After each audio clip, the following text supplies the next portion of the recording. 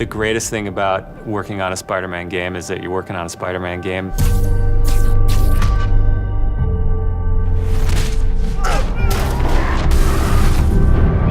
The hardest thing is that it's a Spider-Man game. We really care about storytelling here at Insomniac. And I think that's how we go into every day we come here. There's this push to really get it right. One of the most compelling things about Spider-Man is just when Peter Parker and Spider-Man's worlds collide. And we've tried really hard to weave the two stories together to create a story that is not necessarily just a superhero story, but a human story as well. So this Spider-Man is a little different. He's older, he's 23, so he's been Spider-Man for 8 years, and kind of like an athlete in the prime of his career, he's starting to get good at the Spider-Man thing. The nice thing about playing an experienced Spider-Man is that he's already familiar with his powers, right? He's not just discovering them. We always think of Spider-Man as, we call him, the acrobatic improviser.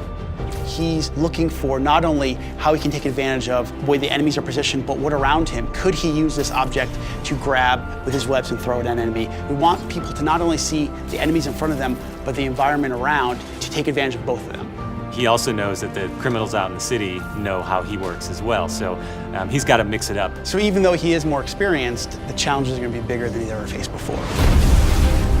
Spider-Man has a rich history of having great stories. The core of our story is this duality between being Peter Parker and being Spider-Man. What's cool about Mr. Negative is that he also has a duality. He's got his positive side as Martin Lee, who runs the homeless shelters in the city, but he also has his negative side. When Peter makes the connection that the leader of the inner demons is the guy who my aunt works for, we got the perfect collision of those two worlds.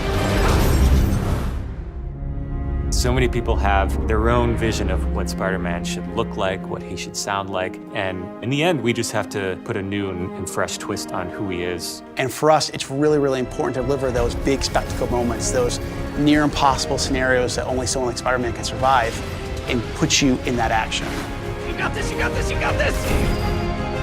We understand what this character means to people in here, and we're making this game with a lot of heart, and we're going to do whatever it takes to give people the ultimate Spider-Man experience, the game that they've been waiting for.